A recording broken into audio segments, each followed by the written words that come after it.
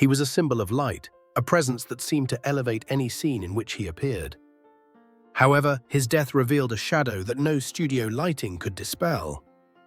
The departure of Alan Fang, remembered by millions of Chinese viewers for his ethereal grace and his silent charm, did not produce only a collective mourning. It opened a crack that let escape repressed fears, old suspicions, and a bewilderment that, even after weeks, continues unresolved.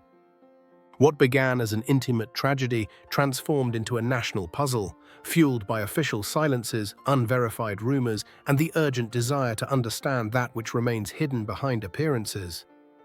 In the midst of this uncertainty emerged another name, one equally venerated in the universe of Chinese entertainment: Yang Mi.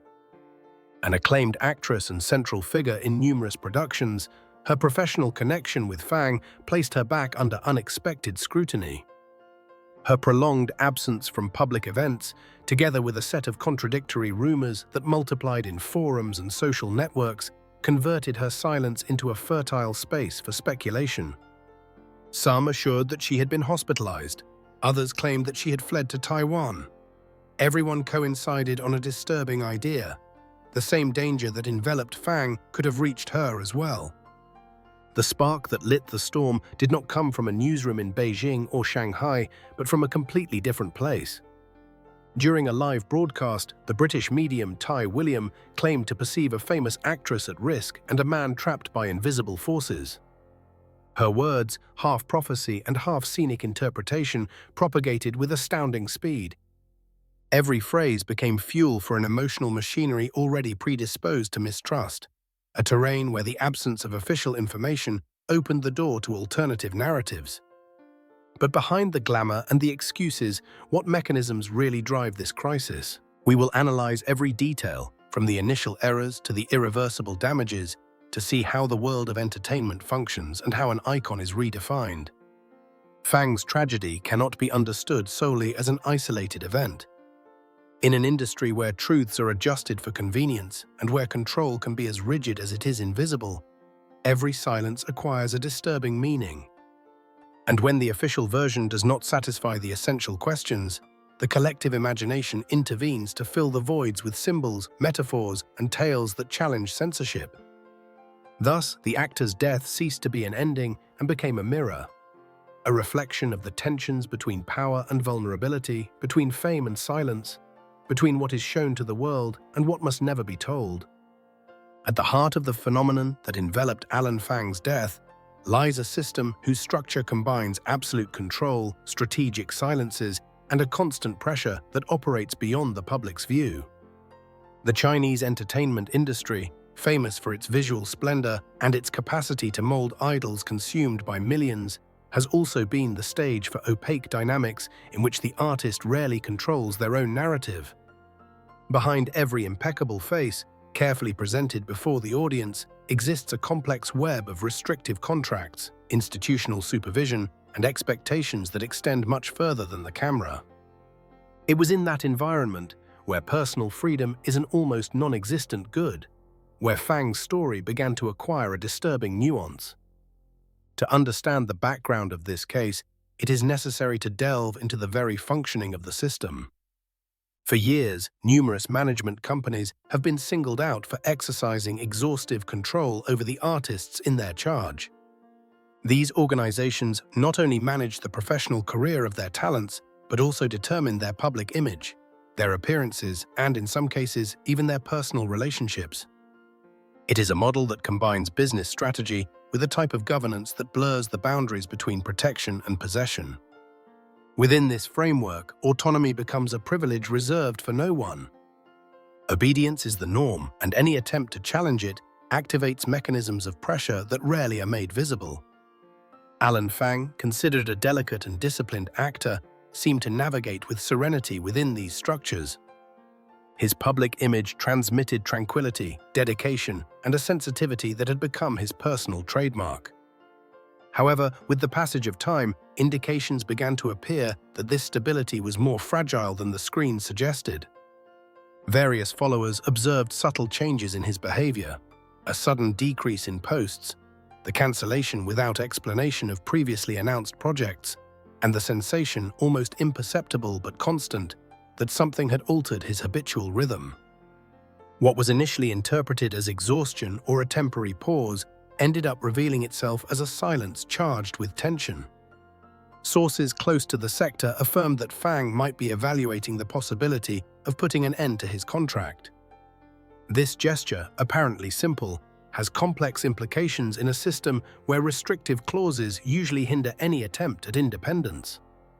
Abandoning a company does not constitute solely a professional decision. It can trigger a series of economic, media, and even personal reprisals. This possibility introduces a different reading regarding the actor's behavior. His silences, his absences, and the irregularity in his public presence are no longer understood solely as a change of routine, but as signals of an inner conflict fueled by external pressures. In this same web is found the figure of Yang Mi, an actress whose reputation has been built upon a combination of talent, strategy, and considerable influence in the industry. Her professional bond with Fang, although limited in the number of completed projects, generated a series of expectations that never materialized. 3 attempts at collaboration, all of them interrupted by ambiguous reasons, gave way to theories suggesting the intervention of forces foreign to creativity. The official explanations alluded to artistic differences or scheduling problems, but for a public accustomed to reading between the lines, these justifications seemed insufficient. Here emerges a crucial dynamic. In a context where openly criticizing power structures can be dangerous, the audience resorts to symbolic interpretation. The reiterated cancellations are not seen as coincidences, but as pieces of a larger puzzle, a sort of veiled warning about the artist's fragility in the face of powerful interests. This process of collective reading transforms the distance between Fang and Yang Mi into a space charged with meaning, where every rumor becomes a possible indication of a tension that no one can verbalize openly. The analysis of this first section reveals a recurring mechanism in contemporary digital culture. When verified information is scarce and access to the truth is obstructed, social imagination functions as a substitute. Narrative voids are not perceived as absence, but as provocation. In that scenario, the public begins to elaborate explanations, some realistic and others fantastic, not necessarily because they believe in them, but because they need to endow with meaning that which remains in silence. This phenomenon is especially evident in environments where censorship and self-censorship intertwine, creating fertile ground for collective interpretations. The crisis that enveloped Fang cannot be dissociated from this logic. His changes in conduct, the lack of official answers, and the impossibility of accessing detailed clarifications propitiated the proliferation of alternative narratives. What for some was a set of work-related coincidences, for others became the evidence of a conflict between the desire for freedom and the weight of a system that demands absolute conformity. This tension between autonomy and control constitutes the core of this first analysis and prepares the ground to understand why the subsequent media explosion acquired such extraordinary dimensions. What do you think of this initial approach? Comment Amen below so we can continue with the unfinished stories. The storm that surrounded Alan Fang's death reached its boiling point in an unexpected setting. A live broadcast featuring the British medium Tai William. In a matter of minutes, her words transformed into the epicenter of an emotional current that traversed borders, languages, and digital platforms. What began as an ambiguous statement about a famous actress in danger soon became a key piece within a much more complex mosaic. The description of a tall, delicate, and silent woman was interpreted immediately as a reference to Yang Mi, and the digital world reacted with a speed that surpassed any attempt at moderation. In the Chinese media ecosystem, where supervision is constant and margins of expression usually remain narrow, the impact of the broadcast was immediate. Related posts began to disappear in a matter of minutes. Discussion threads were deactivated without explanation, and emerging hashtags were filtered until losing visibility. However, this suppression process had a paradoxical effect. Instead of stifling the conversation, it amplified it. Users began to capture screens, share fragments on foreign servers, and automatically translate every word of the medium to ensure that her content escaped the digital limits of the country. The more information was eliminated, the more symbolic value it acquired. Censorship, perceived by many as an indirect confirmation that there existed something that should not be discussed, fueled a collective hunger for alternative explanations. Weibo became an unstable terrain where posts appeared and disappeared seconds later. Reddit, Twitter, and YouTube, on the other hand, transformed into refuges for emerging theories.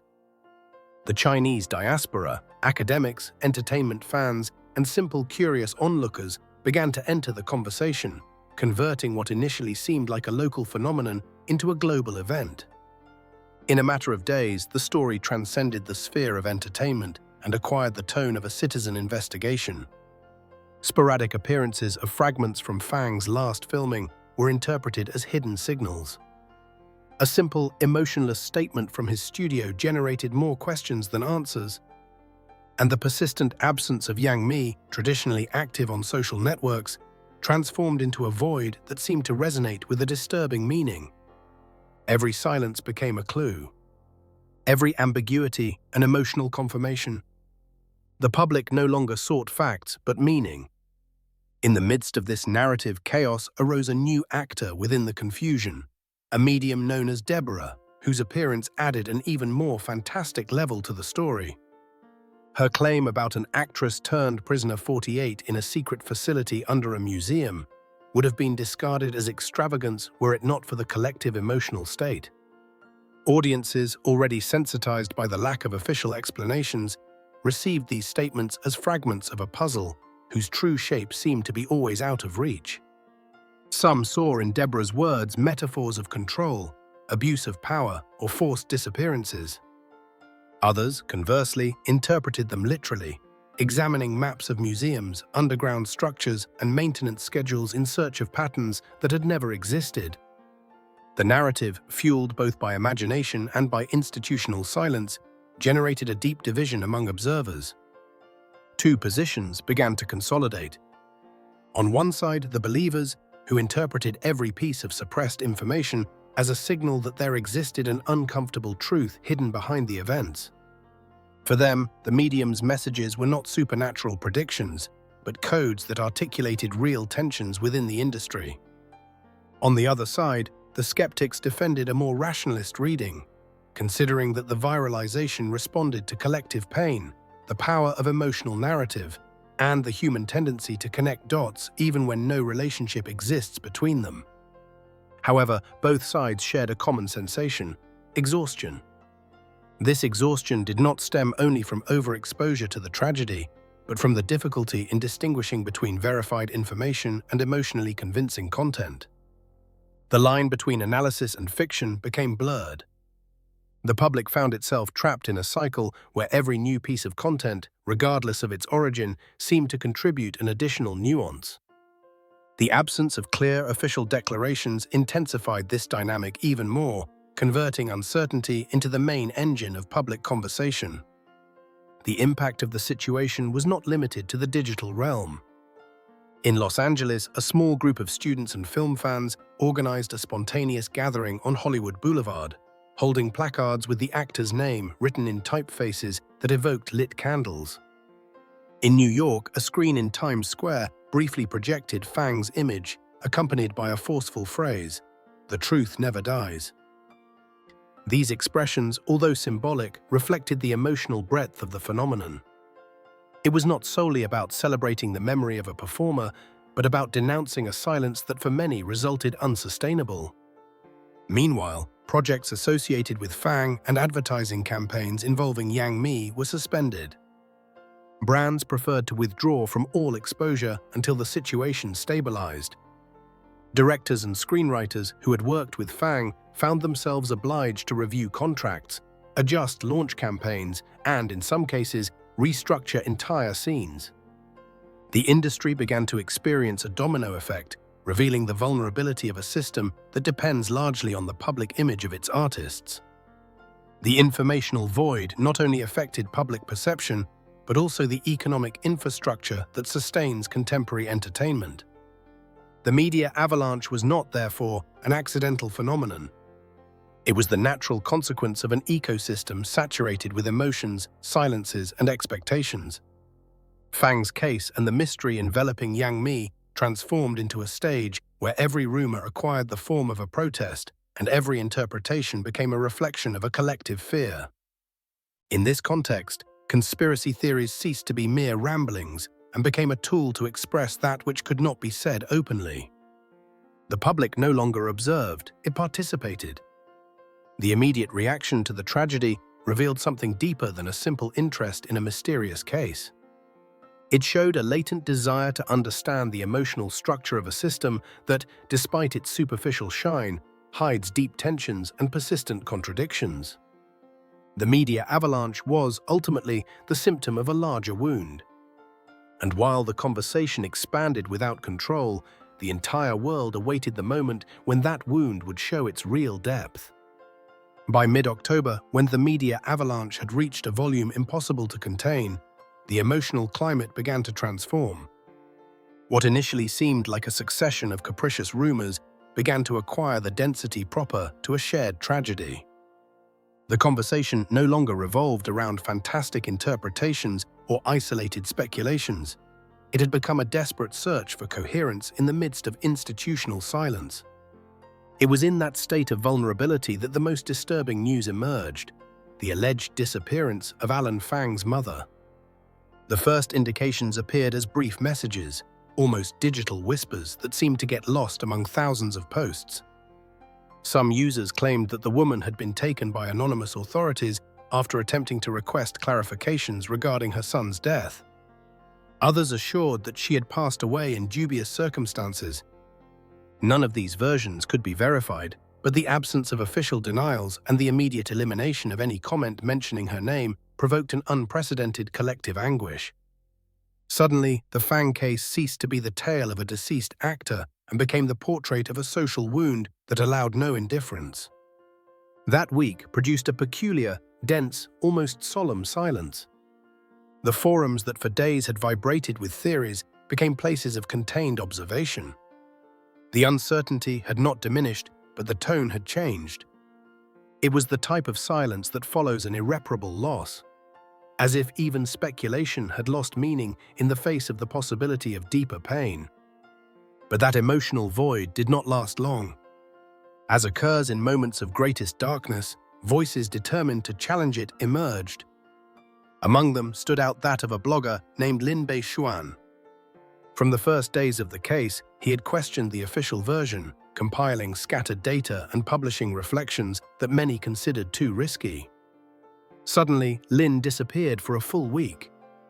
His absence increased the fear that the destiny attributed to the Fang family might be repeating itself.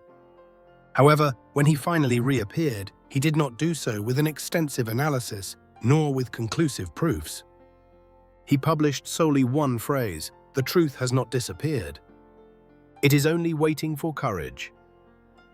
That brief declaration, devoid of dramatism, resonated with an unexpected force. In a matter of hours, it was shared thousands of times on platforms beyond the reach of censorship. It became a motto, a slogan, and a reminder that silence was not resignation, but the prelude to a renewed effort to understand. The phrase crossed borders, appeared in video subtitles, on improvised banners, and in academic debates that began to study the phenomenon as a case of digital resistance. Critical voices multiplied.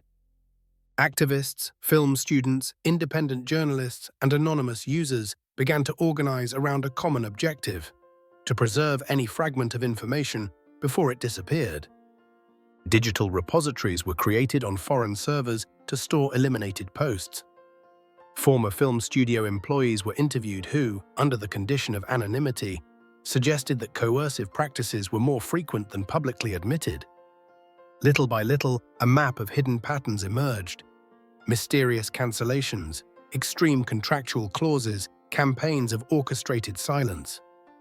Although no evidence was conclusive, all pointed toward the same direction. The system was designed so that the truth could never emerge in its totality. This movement of collective reconstruction coincided with an unexpected artistic awakening. In Seoul, a group of students presented a piece titled Room 48, a visual representation inspired by the story of the alleged imprisoned actress spoken of by the medium Deborah. In Los Angeles, activists projected Fang's face onto the Chinese consulate, accompanied by the phrase, "Justice is watching." These actions, although symbolic, confirmed that the case had transcended its original borders. It was no longer about verifying a story, but about questioning a system of imposed silences. As the movement expanded, Yang Mi's role became more complex. Her absence continued to be interpreted in multiple ways. Some imagined her trapped in the same apparatus of control that would have affected Fang. Others visualized her acting discreetly to support the family. There were no proofs to back any of these versions, but the figure of the actress became a symbol of vulnerability within an industry that demands silent perfection. Her lack of statements ceased to be a void and began to function as a tacit declaration regarding the real cost of visibility. The climax of this narrative did not originate in a definitive revelation, but in the accumulation of awareness. Society understood that Fang's story was more than the death of an actor. It was a mirror reflecting the tensions between power, control, and freedom. It was the realization that even in a highly regulated system, the search for truth can find a way through invisible cracks. The tragedy transformed into a catalyst, and the catalyst into a movement that no longer belonged to a single person, but to a multitude that refused to accept the most comfortable version. In that moment of greater emotional clarity arose the collective question that would drive the rest of the debate: how to distinguish between myth and reality when the truth has been deliberately fragmented. For many, the answer no longer mattered as much. The essential thing was the act of resisting oblivion, because only those who remember can challenge that which intends to erase them. What do you think of this? Comment Amen below so we can continue with the unfinished stories. With the passing of months, when the intensity of the debate seemed to have reached a point of stillness, Alan Fang's story acquired an unexpected dimension. It was no longer contemplated as the isolated case of an actor whose life ended prematurely, but as a persistent symbol of a system that demands silence even when the truth cries out to be heard. Fang ceased to be solely an interpreter, admired for his scenic sensitivity. He transformed into the representation of all those artists whose vulnerability remains hidden beneath the shine of the spotlights.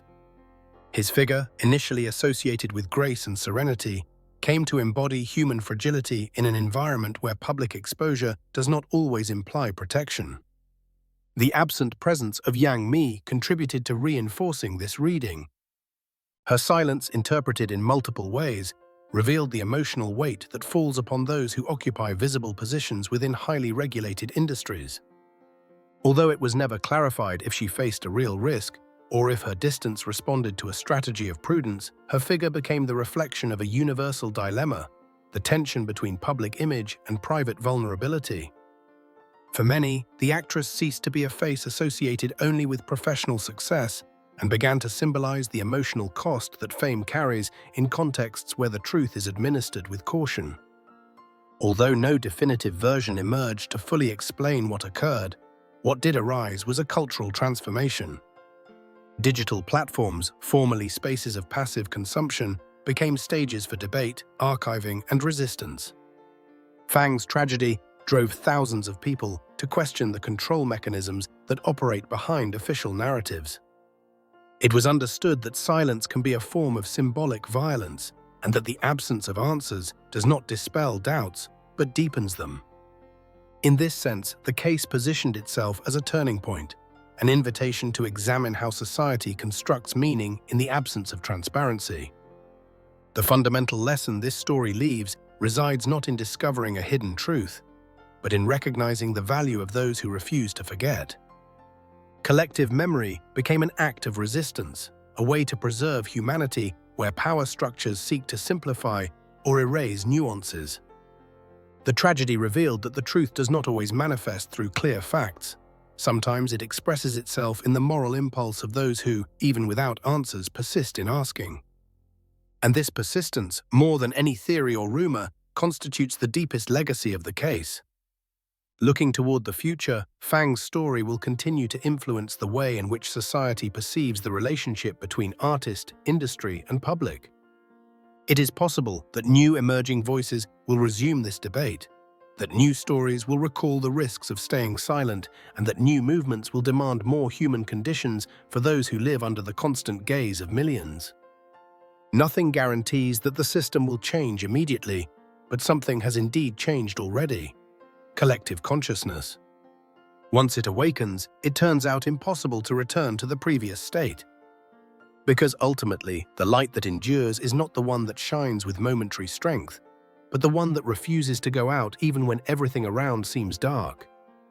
The memory of Alan Fang and the silent shadow that enveloped Yang Mi will continue to illuminate the questions that still await an answer.